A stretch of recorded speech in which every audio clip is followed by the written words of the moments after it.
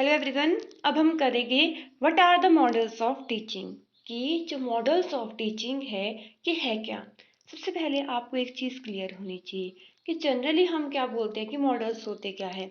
जब भी कोई किसी ने घर बनाना है अपना, जब भी कोई बड़े बड़े डैम बनते हैं तो इंजीनियर क्या करते हैं, उसका एक छोटा मॉडल बनाते हैं कि हाँ इस तरह से बनेगा। मतलब अगर कोई बड़ी चीज़ है उसका एक छोटा रेप्लिका बना रहे हैं, हम कैसा बना रहे हैं, एक छोटा रेप्लिका बना रहे हैं, जिससे क्या कर सके कि हम जो बड़ी चीज़ है, रियल चीज़ है, उसको हम किसी को भी एक्सप्लेन कर सके और शो कर सके कि ये इस तरह से है, जो हमें बहुत सारी चीज़ों में क्या करता है, हेल्प करता है। तो models are copies of real objects. Models क्या होते हैं, जनरली अगर हम बात करें मॉडल्स होते क्या है, ये तो कॉपीज है रियल ऑब्जेक्ट की with a suitable change in size. हम क्या बनाते हैं, रियल ऑब्जेक्ट इतना बड़ा है उसकी छोटी कॉपी है तो सुटेबल चेंज होगा उसकी साइज में, कॉम्प्लेक्सिटी होगी, उतना ज़्यादा सिंपल नहीं होगा, वो कॉम्प्लेक्स होगा, एंड कॉस्ट फैक्टर होगी, और उतना ज़्यादा वो इकोनॉमिकली उतना ज़्यादा महंगा नहीं होगा। वो जो हमने बनाया एग्जैक्ट रेप्लिका बनाया है जो हमने, वो क्या होगा, कॉस्ट में कम होगा।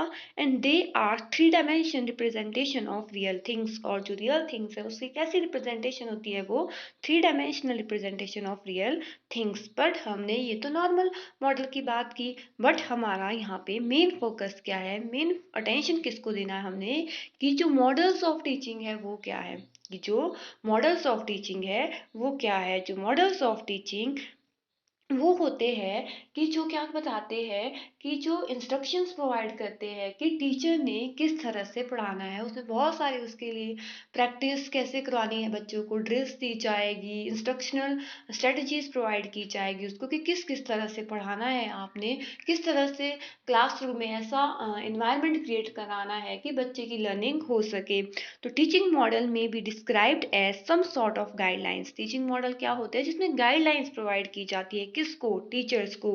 प्लान्स और स्ट्रेटजीज में प्लान्स बताए जाते हैं, स्ट्रेटजीज बताई जाती है। Design to achieve specific educational objectives, किस तरह से डिज़ाइन किया जाता है ताकि कोई एक पर्टिकुलर ऑब्जेक्टिव को क्या करना होता है, अचीव करना होता है, उसके लिए क्या बनाई जाती है, गाइडलाइंस, प्लान्स और स्ट्रेटजीज बनाई जाती है। They help in teacher in his task in the same way as a constructed model और blue print help an engineer in his product.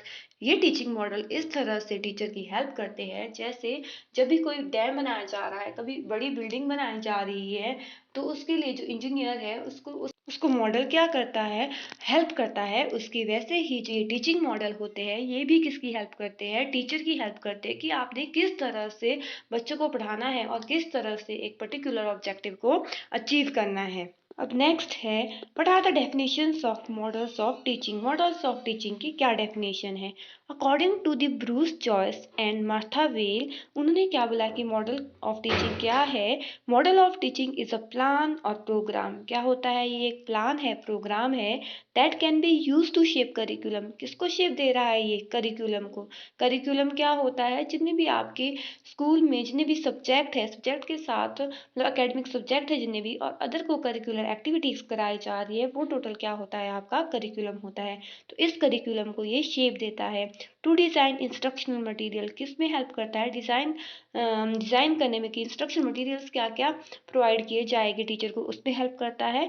And to guide instruction in the classroom, की teacher क्या instruction देगा classroom में, उसमें help करता है। अब next definition क्या आती है इसकी, कि models are prescriptive teaching strategies design to accomplish particular instructional goals, की पहले से ही बनाई गई है स्ट्रेटजीज की कि टीचर कैसे कैसे करेगा, क्यों बनाई गई है, ताकि पर्टिकुलर इंस्ट्रक्शनल गोल को या एजुकेशनल गोल को क्या किया जा सके, अचीव किया जा सके।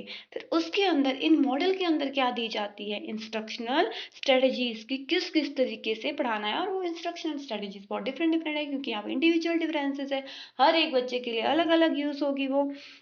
Instructional strategies with in each model जो सेवरल इंस्ट्रक्शनल स्ट्रेटजीज है वो क्या की जाती है, यूज की जाती है। स्ट्रेटजीज डिटरमाइन द अप्रोच और टीचर में take to achieve learning objective. Strategies ही वो डिटरमाइन करेगी, क्या डिटरमाइन करेगी, कौन सी अप्रोच टीचर यूज करेगा अगर उसने एक पर्टिकुलर ऑब्जेक्टिव को क्लास में अचीव करना है। अब नेक्स्ट है कि कौन कौन सी इंस्ट्रक्शनल स्ट्रेटजीज हो सकती है। ये डायरेक्ट भी हो सकती है, इनडायरेक्ट भी हो सकती है, इंटरेक्टिव भी हो सकती है, एक्सपेरिमेंट भी हो सकता है और इंडिपेंडेंट भी हो सकता है। सबसे पहले करेंगे हम direct strategy. This is highly teacher directed and it is most commonly used. Direct strategies का मतलब है कि टीचर से, इसमें मेनली कौन पार्टिसिपेट करेगा, टीचर। या तो क्या देगा, वो लेक्चर देगा या एकदम से क्वेश्चनिंग करने लग जाएगा या क्या कर देगा, डेमोन्स्ट्रेट कर देगा कि ये इस तरह से होता है। तो डायरेक्ट स्ट्रेटजीज में मेनली किसका रोल होगा, टीचर का होगा।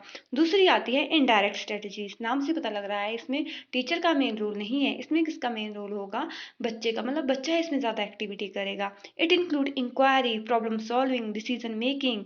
This is mainly student oriented. मतलब टीचर क्या करेगा, कोई भी प्रॉब्लम दे देगा बच्चे को, एकदम से इंक्वायरी करने लग जाएगा। मतलब इसमें बच्चा ज़्यादा रिस्पॉन्स करेगा, प्रॉब्लम को सॉल्व करने की कोशिश करेगा और क्या करेगा, डिसीजन मेकिंग, डिसीजन लेगा कि हाँ ये इस तरह से होगा। मतलब ये ज़्यादातर कैसी है, स्टूडेंट ओरिएंटेड है। ज़्यादा एक्टिविटी कौन करता है इसमें, स्टूडेंट करता है। उसको कोई भी एग्जाम्पल दे देगा टीचर और बच्चे को बोलेगा कि निकालो इससे, तुम कैसे निकाल सकते हो, इसमें क्या रूल लगा है, निकालो तुम इससे क्या समझ सकते हो। तो मतलब इनडायरेक्ट स्ट्रेटजी इसमें स्टूडेंट का ज़्यादा रोल होगा।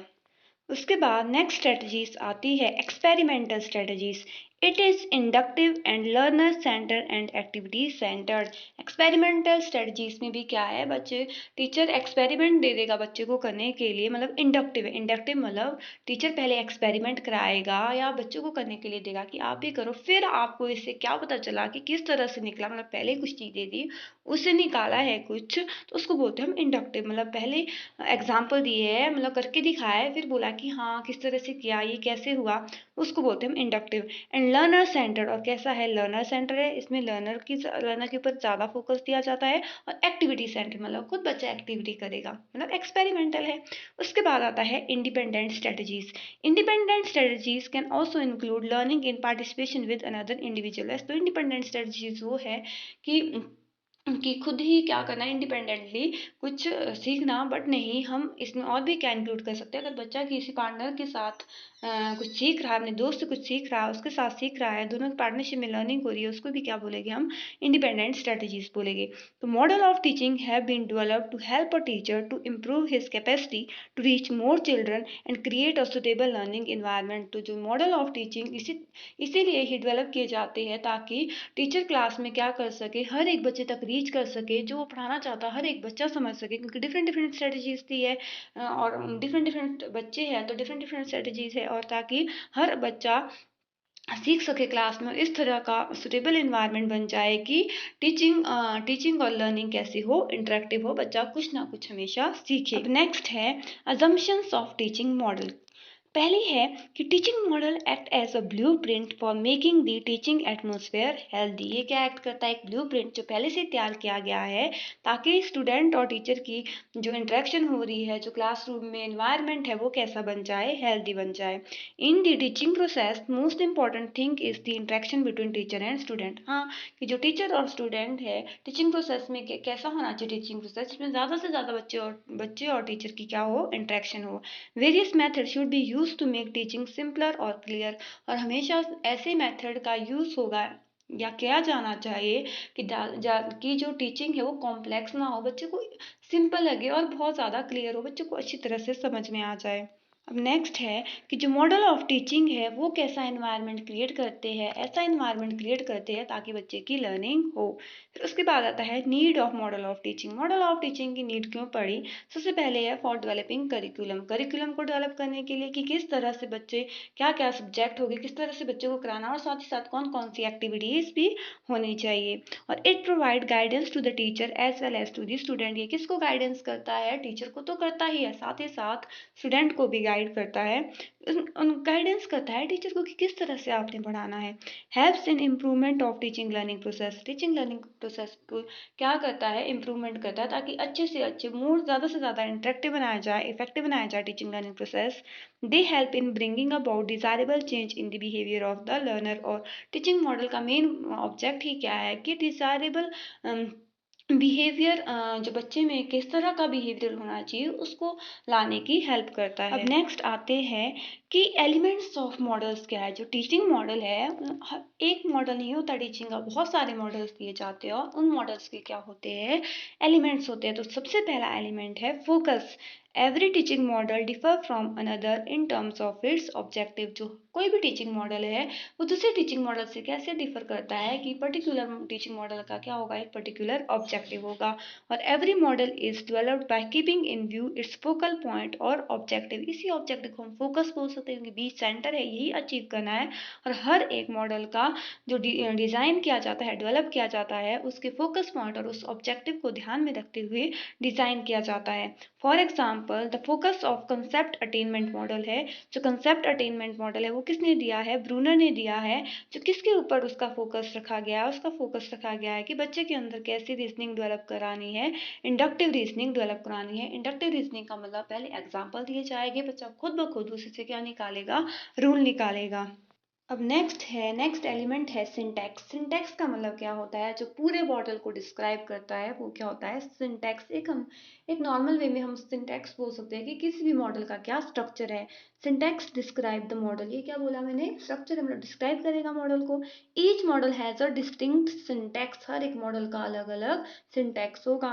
It is the sequence of activities called phases. इसमें बहुत सारी सीक्वेंस ऑफ एक्टिविटीज आएगी कि टीचर पहले ये वाली इंस्ट्रक्शनल स्ट्रेटजीज यूज कर सकता है, उसके बाद कुछ और आएगी उसमें। अंदर से अंदर फिजिक्स बनाए जाते हैं टीचिंग मॉडल में भी, तो उसको सीक्वेंस और उसकी एक्टिविटीज को बताता है ये। और syntax means the detailed description of the model in action. और सिंटैक्स का ही मतलब क्या है, जो डिटेल्ड डिस्क्रिप्शन बताए किसी भी मॉडल की। मैंने बोला सिंटैक्स क्या हो सकता है, एक स्ट्रक्चर भी बोल सकते हैं, स्ट्रक्चर ऑफ मॉडल। फिर थर्ड है principle of reaction. Principle of reaction का मतलब है कि टीचर किस तरह से रिएक्ट करेगा अगर बच्चे ने कोई भी लर्निंग रिस्पॉन्स दिया है। The element is this element is, जो प्रिंसिपल ऑफ रिएक्शन है ये एलिमेंट किससे कंसर्न होता है, विद द टीचर्स रिएक्शन। किसके रिएक्शन से, टीचर्स के रिएक्शन से। टू द स्टूडेंट रिस्पॉन्स, जो भी बच्चे ने रिस्पॉन्स दिया, चाहे वो सही दिया है चाहे वो गलत दिया है। This portion of model alters the teacher on how to react to the response of the student. ये मॉडल्स बताता है कि टीचर को किस तरह से रिएक्ट करना है बच्चे के रिस्पॉन्स के रिगार्डिंग। उसके बाद जो नेक्स्ट एलिमेंट है, मतलब फोर्थ एलिमेंट है, वो है सोशल सिस्टम। सोशल सिस्टम का मतलब है कि जो बच्चा और टीचर है उसकी क्लासरूम में किस तरह की इंटरेक्शन है, वही क्या है, सोशल सिस्टम है। हर एक मॉडल का अलग अलग सोशल सिस्टम होगा। तो social system describe the interaction between student and teacher.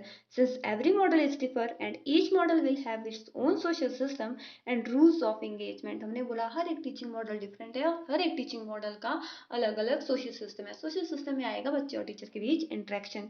ये था फोर्थ एलिमेंट। फिर फिफ्थ एलिमेंट आता है स्पोर्ट सिस्टम। स्पोर्ट सिस्टम का मतलब है कि टीचर को किस किस चीज़ की और ज़रूरत चाहिए अगर बच्चे की लर्निंग करानी है। एक तो ह्यूमन स्किल्स, टीचर की स्किल से नहीं होगा, कुछ और भी एडिशनल मटेरियल्स की रिक्वायरमेंट होती है, उसको क्या बोलेंगे हम, स्पोर्ट सिस्टम, जो टीचर की हेल्प करेगा।